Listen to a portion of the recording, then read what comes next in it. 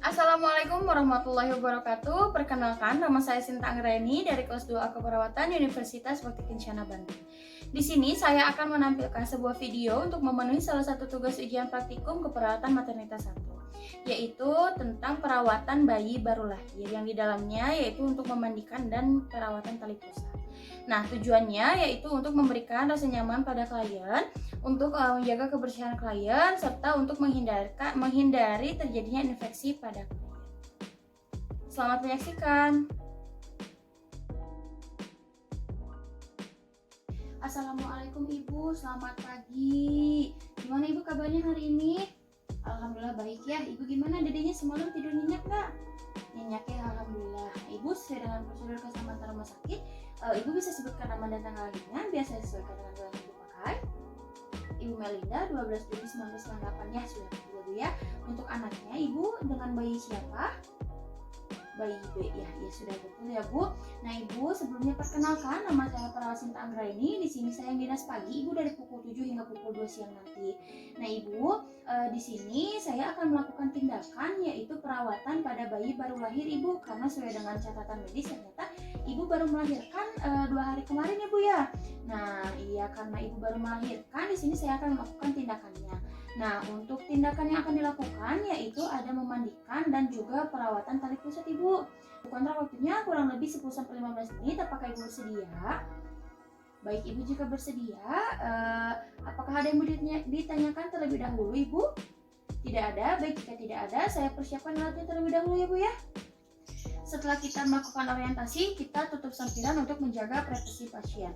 Nah, setelah itu kita siapkan alatnya. Sebelumnya kita cuci tangan terlebih dahulu.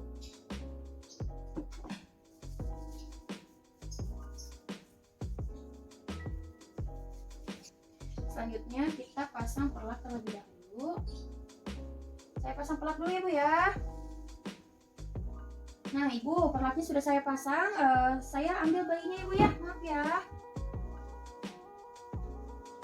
Nah Ibu bayinya terakhir menyusu kapan Bu? Udah tadi pagi ya. Ini bedanya saya buka ya Bu ya. Nah pada saat memandikan, usahakan pada pasien dalam keadaan bangun dan tidak dalam keadaan kenyang, sehingga tidak menyebabkan nanti akan terjadinya muntah. Nah setelah itu kita juga kita buka bedongnya untuk mengkaji tanda-tanda apakah ada distres pernapasan atau tidak, lalu apakah ada cyanosis atau tidak, dan kelemahan otot. Setelah dipastikan tidak ada, selanjutnya kita cek suhu untuk menentukan suhunya. Ade maaf ya, saya cek suhu dulu. Nah Ibu, untuk suhunya 36,5 ya Bu ya, bagus, normal. Nah setelah itu, setelah kita melakukan cek suhu, kita siapkan air hangatnya terlebih dahulu untuk memandikan pasien. Nah di sini kita menggunakan 2 baskom dan 2 waslap. Nah untuk yang pertama ini air bersih, dan untuk yang kedua ini air sabun. Nah apabila sudah disiapkan, selanjutnya kita ukur dulu suhu dari airnya, yaitu biasanya 37-40 derajat Celcius. Nah, apabila sudah diukur suhunya dan sudah sesuai dengan suhu yang kita butuhkan, selanjutnya kita cuci tangan kembali lalu menggunakan handscoon.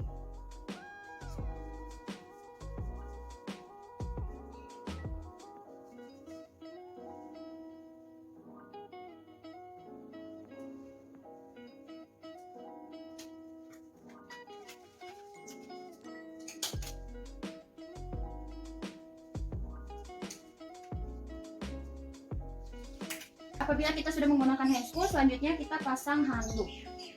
Bu, ini saya pasang handuknya ya. Ade, maaf ya, dipasang dulu handuknya.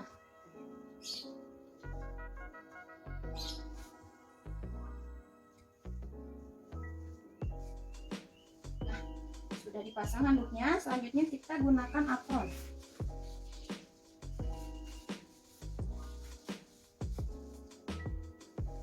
Nah, jika sudah menggunakan apron, selanjutnya kita akan melakukan tindakan memandikan. Sebelumnya kita buka dulu bedongnya. Bu, ini buka ya sama saya. Saya mulai ya Bu. Ini di bagian mata terlebih dahulu. Di bagian wajah. Nah, untuk yang pertama bagian mata dari dalam keluar. Lalu kita balikkan. sama untuk yang sebelumnya, dari dalam keluar. Selanjutnya kita ke bagian hidung dan mulut. Apabila sudah, kita ke bagian muka sampai ke dagu dan leher, lalu dari pipi kita dari pipi ke luar. Nah, apabila sudah, kita lanjut keringkan. Tadi maaf ya, kita buka lagi handuk yang barunya.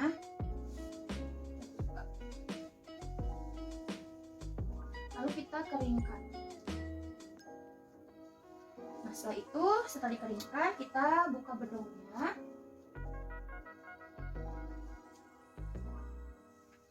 Nah, untuk bedongnya kita masukkan ke keranjang kotor. Selanjutnya kita ke bagian kepala. Nah, sebelumnya kita selimuti dengan menggunakan handuk agar tidak kedinginan. Untuk bagian kepala kita basahi seperti biasa menggunakan air bersih. Basahi, setelah itu kita kasih air sabun. Kita pakaikan sampo. Kita putar-putar. Lalu kita bilas lagi menggunakan air bersih sampai bersih semua. Nah, apabila sudah, kita keringkan kembali bagian kepalanya. Nah, apabila sudah, selanjutnya kita ke bagian badan. Kita buka dulu bajunya. Kita buka dulu. Kita simpan ke keranjang kotor. Kita mulai dari lengan. Dari jari-jari sampai ke ketiak. Lalu kita bisa menggunakan air sabun.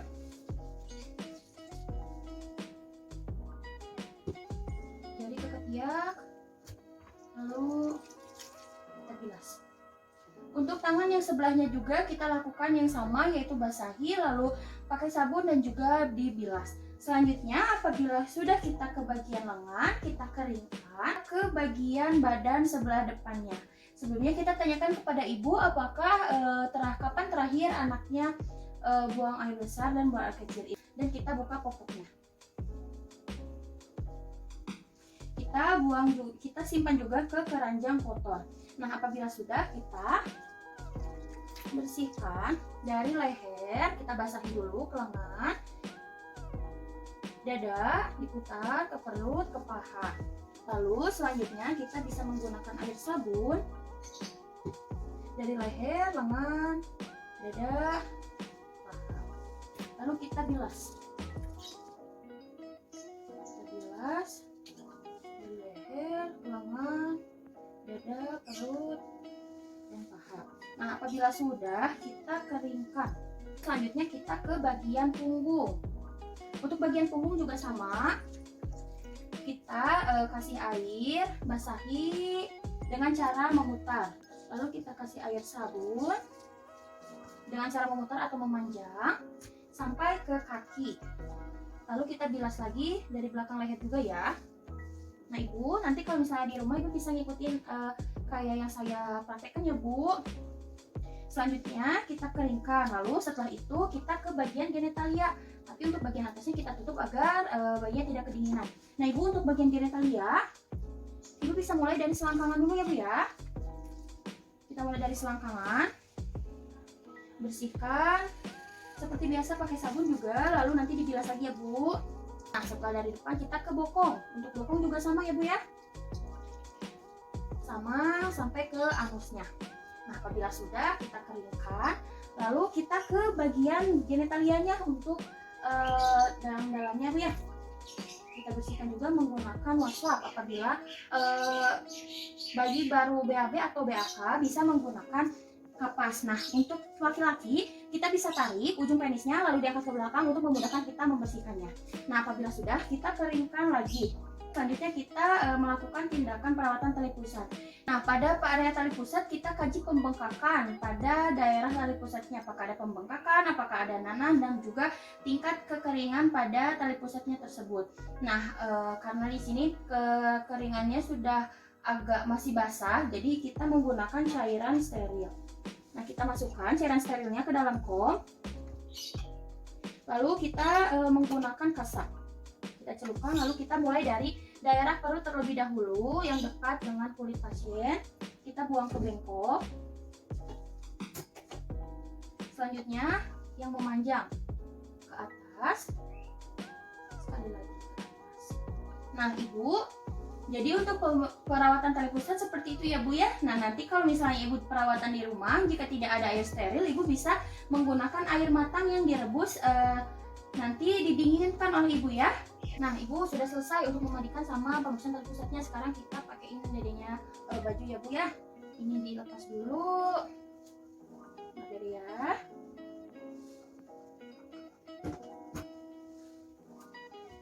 Oke sebentar ya.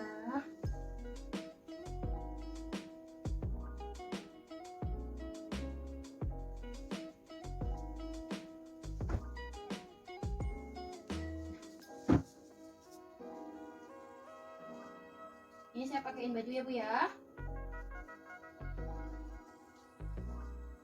Sekalian saya pakaiin popoknya. Nah nanti Ibu kalau misalnya pakai popok, kan ini tali pusatnya masih basah ya Bu ya. Jadi nanti untuk ditalinya di bawah tali pusat ya. Jangan terlalu kencang juga ya Bu, tapi jangan terlalu kendor juga, seperti aja. Nah selanjutnya kita bedong.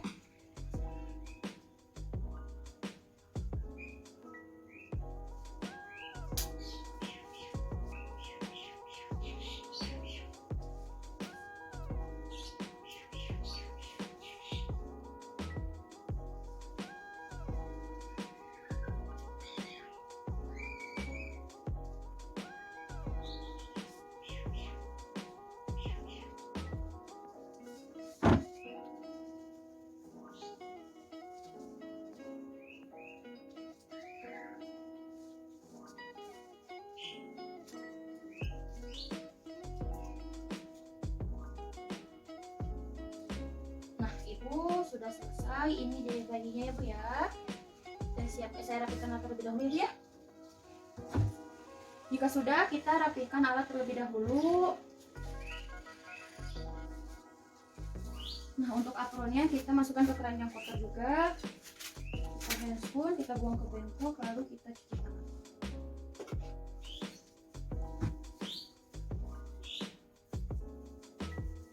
Nah Ibu, alhamdulillah tindakannya sudah selesai, dedenya sudah wangi, sudah rapi, juga tali pusatnya sudah dibersihkan ya Bu ya. Nah Ibu gimana tadi setelah melihat, apakah Ibu sudah mengerti gimana tata caranya? Baik Ibu jika sudah mengerti, kalau begitu kalau misalnya dede bayinya ada apa-apa atau ibunya ada apa-apa, Ibu bisa panggil saya ya di ruang perawat Ibu. Nanti Ibu bisa panggil saya di ruang perawat atau Ibu bisa mengecek yang ada di sini. Sebelumnya apakah ada yang mau ditanyakan Ibu? Tidak ada. Baik jika tidak ada, kalau begitu saya pamit ke ruang perawat. Terima kasih atas kerjasamanya Ibu. Assalamualaikum. Setelah kita melakukan tindakan keperawatan, jangan lupa kita untuk mendokumentasikan setiap kegiatan yang kita lakukan. Sekian video yang dapat saya tampilkan. Mohon maaf apabila banyak kekurangan. Terima kasih atas perhatiannya. Semoga bermanfaat. Wassalamualaikum warahmatullahi wabarakatuh.